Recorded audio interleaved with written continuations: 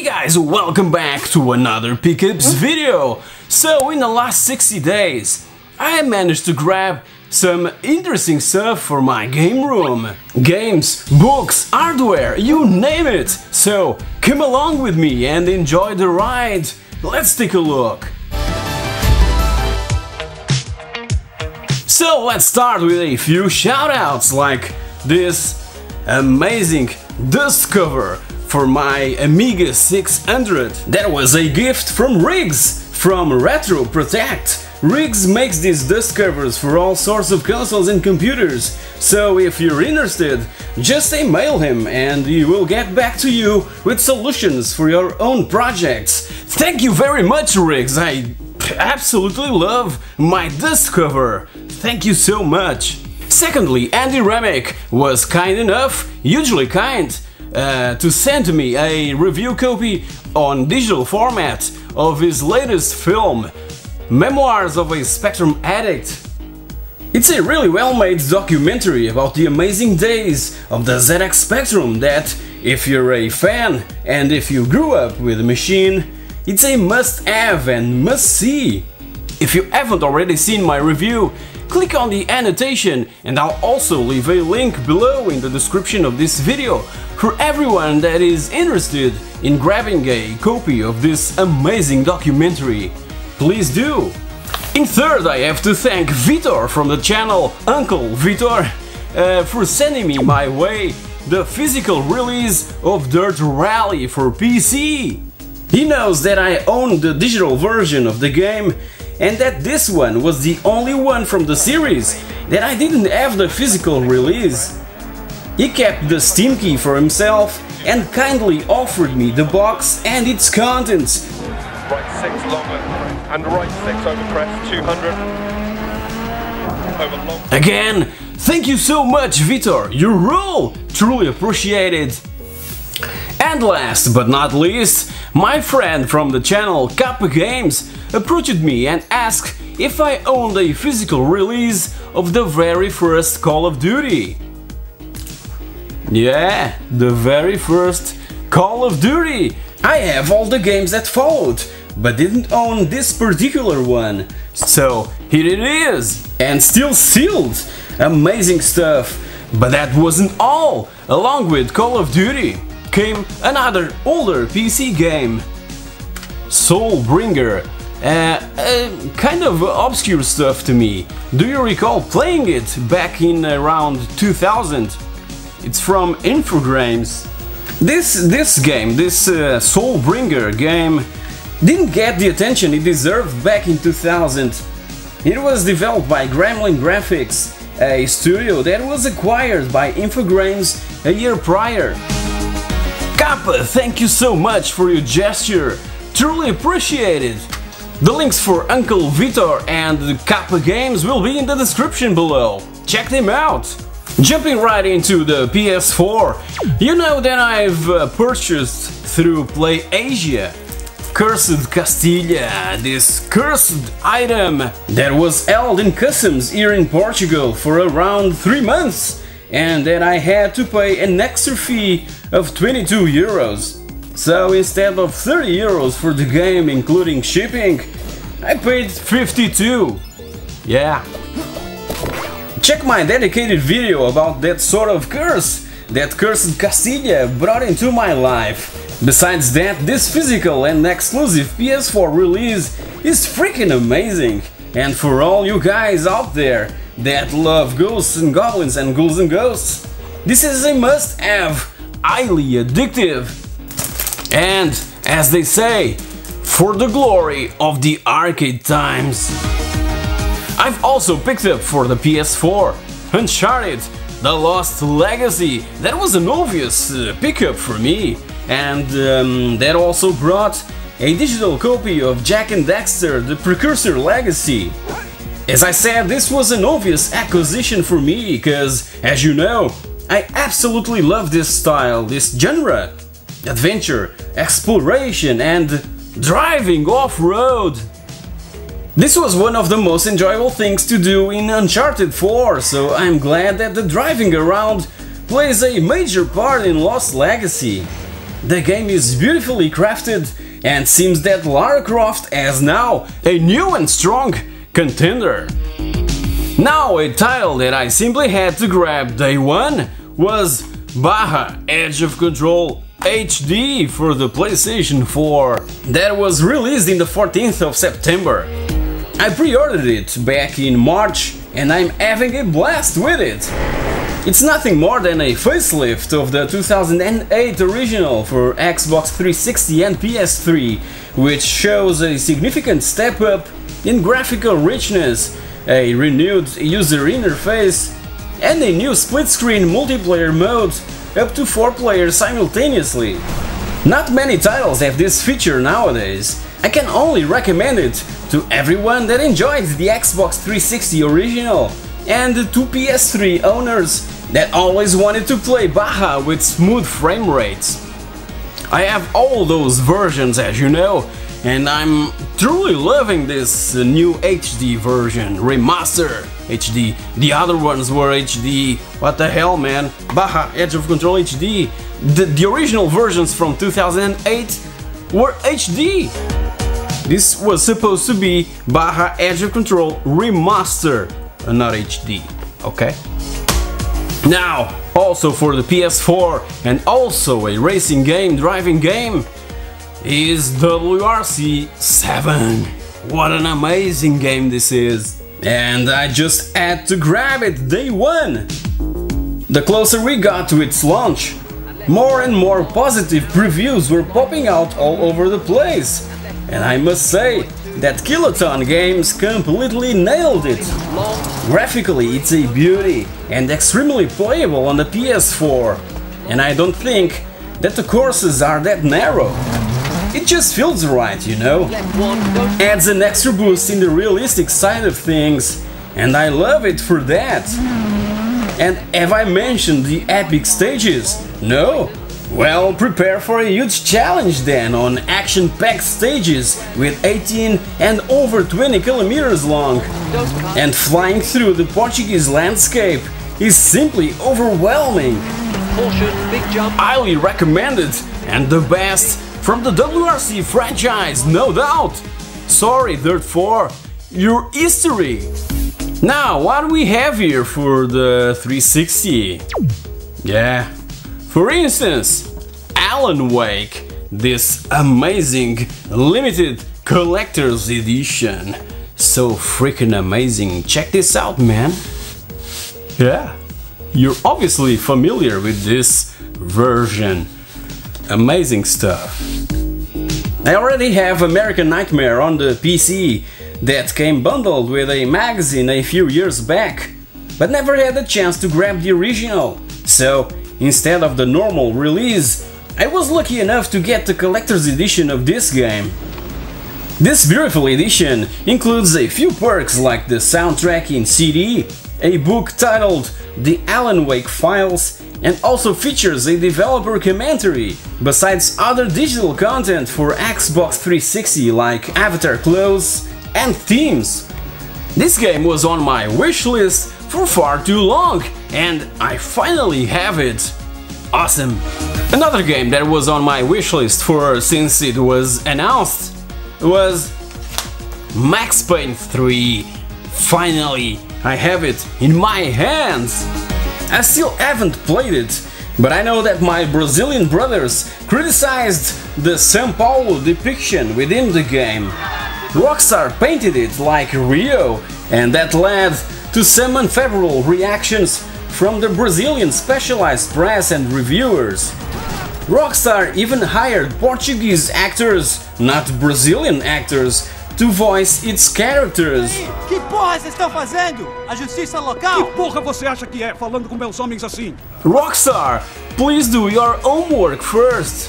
People will notice the fake accent. Even so, I'm glad to finally have this one in my collection, and I want to play it soon. Now, let's jump right into a franchise that I'm absolutely loving because I've been playing it, slowly playing it.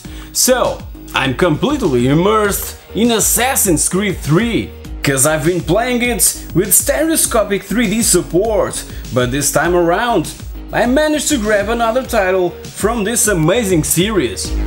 Assassin's Creed 4 Black Flag. Yeah, pirates are kind of fashionable these days, so it was the perfect time to pick up Black Flag. That seems to have inspired a couple games that are going to be released soon. This one was launched back in 2013 and was criticized by a couple of reviewers that it was more of a pirate game than an Assassin's Creed game because of its high focus in the golden era of pirates. Played just a bit of the beginning of this game and I was totally blown away by its fast pacing that places us right in the middle of the action in just a few minutes. Amazing stuff. Can't wait to continue playing it. Have still to finish the third chapter though. Also, I was finally able to get my hands on a copy of Batman Arkham Asylum, the beginning of the marvelous Arkham series. This franchise had been kind of left aside, cause I wanted to start playing it with this first entry in the series, but even so, I played and loved Arkham City and is simply one of my favorites on the console, mainly cause Batman is also my favorite DC character. I've heard so many great things about this first game that ended up winning several awards when it came out around 2009. I have now all 4 games of the main series, so I can now immerse myself into the dark alleys of Gotham, yeah.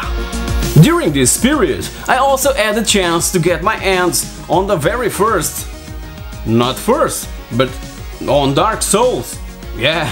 I know that there's Demon Souls exclusively for the PS3 prior to this one, but that game is really hard to find at a good and acceptable price.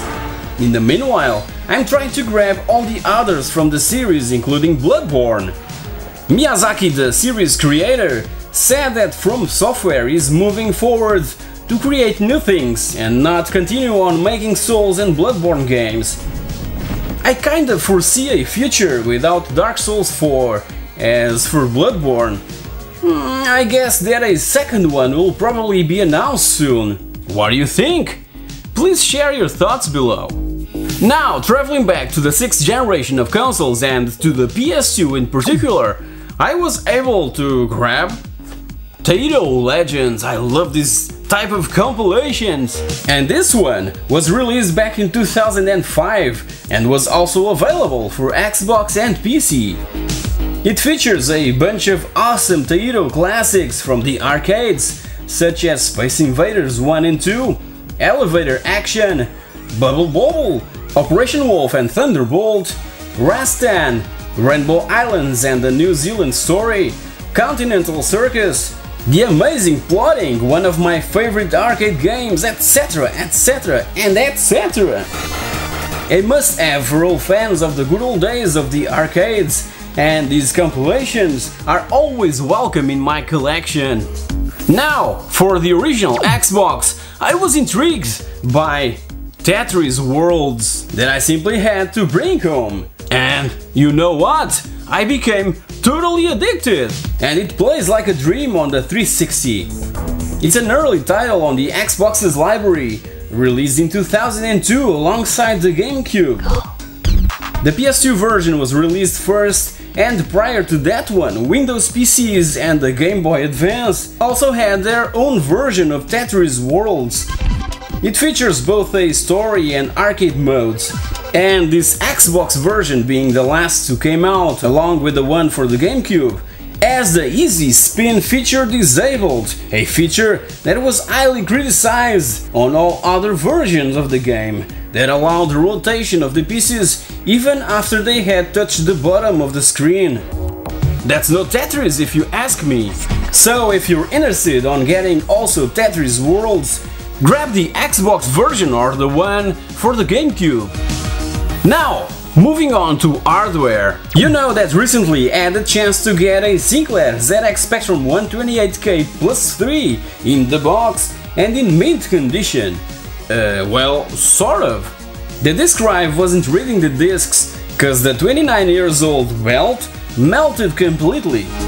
It's a normal thing to happen, And as you also know, I ordered a new belt and brought the Specky back to life.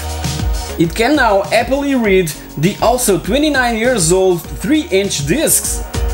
So happy that it turned out okay. I'm now thinking on getting a div IDE thing.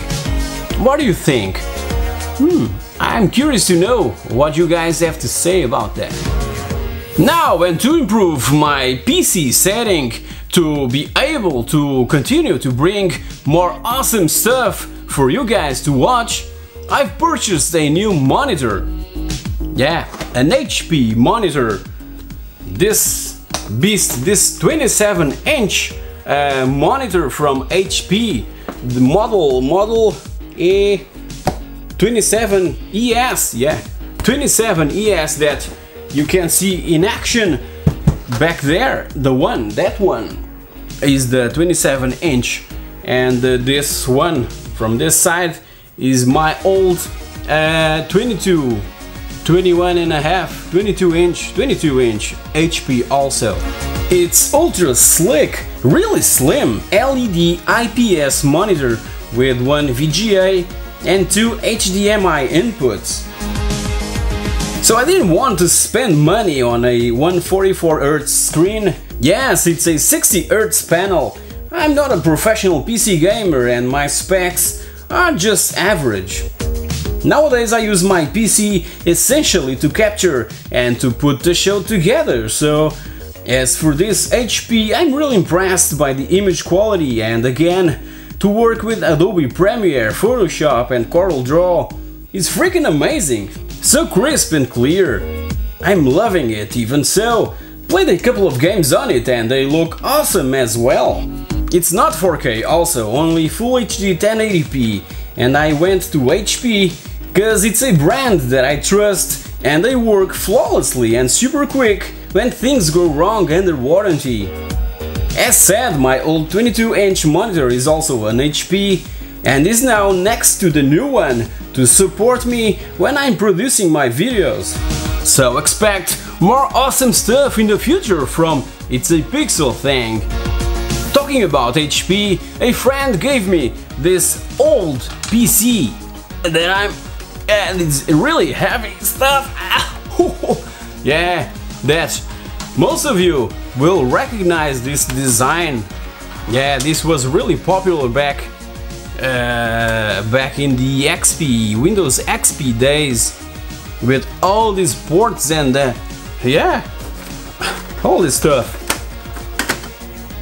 So now this is a drive bay for an HDD hard disk drive, DVD-ROM, another DVD-ROM and a card reader. Awesome stuff. No, yeah, I'm losing screws. Not me, the computer. So he gave me this old PC that will bring memories for many of you, because it was a model or a sort of template for practically every single HP back in the Windows XP glory days. So I will restore this particular model exclusively for XP gaming. I already have a DOS machine that will play games from the 80s till mid-90s and another that plays late 90s till early 2000s. This one will play stuff till around 2007, 2008 and probably beyond that. I've yet to figure out what components I have to get to make it as fast as possible for an HP machine. Guess I'm gonna check Phil from Phil's Computer Lab. He's such a cool dude with so many awesome ideas and a complete encyclopedia when it comes to building computers from scratch. By the way, check his channel, he's one of my favorites in all of YouTube. For last, some random stuff like the story of the Commodore Amiga in pixels by Chris Wilkins and Roger M. Keane. Yeah, Chris Wilkins is such an amazing dude. And Roger Keane was the one behind Crash magazine. So I've backed this Kickstarter project back in 2016. Arrived a couple weeks back and is so awesomely well written as usual. You can't go wrong with Chris Wilkins. He always delivers amazing stuff for all of us, children of the 70s and 80s. Superb quality in all respects, the writing, paper, the printing quality, the perks. Talking about perks, and besides the book in PDF format, it came also this Amiga pin and pen and an audio CD with 10 iconic tunes composed by David Whittaker for a handful of Amiga games, now reimagined by the awesome Alistair Brimble. Gorgeous stuff to listen. This whole package is highly recommended to all Amiga fans. Talking about books and, why not, magazines, I also managed to grab the number 65 of Push Start magazine, the Portuguese Retrogaming magazine. And this one features an article written by myself about Ocean software. Besides that article, there's a lot other even more impressive articles to read, like the one about the ill-fated CD-TV and another from the history of the amazing Commodore 64. The link to order this issue will be in the description below. Another shoutout that I simply have to send is to Miguel Freitas, that developed a Kodi add-on dedicated to itsaPIXELthing. This is highly useful for viewers that only uses Kodi through a TV set for all sorts of media content, and the YouTube add-on can be really painful to navigate. With this exclusive add-on, you'll be taken directly to all my videos and playlists. Thanks for your work and dedication, Miguel, truly appreciate it. Also, and along with the release of Dirt 4 back in June, this Crash Kings compilation came bundled with the game. It was sent later due to lack of stock, but now I have it. I was always a fan of this sort of compilations, and I have a bunch in my collection, in my DVD collection. And finally, to conclude, I've created in a sort of secrecy a second channel exclusively to store all the raw gameplay footage that I capture for my main show. I was starting to have huge storage problems, cause I simply didn't want to get rid of all the tons of hours that I capture while gaming for the videos that I create for PixelThing's main channel. So instead of spending over 100 euros on a 3 or 4 terabyte hard disk, I decided to create PixelThing Plays, not only to upload that raw, no commentary footage, but also do occasional live streams in Portuguese and other different stuff that don't belong in the main channel. If you want to follow PixelThing Plays, feel free to subscribe. The link to the channel will also be in the description below. Guys, that's it! Thanks for sticking around till the end. My latest episode about Barbarian the Ultimate Warrior brought a ton of new subscribers to the channel, so to all of you that are now starting to follow itsaPIXELthing, please browse the channel, cause there's a ton of history videos just like the Barbarian one. While you're at it, click on that bell icon so that you're notified when a new video is uploaded.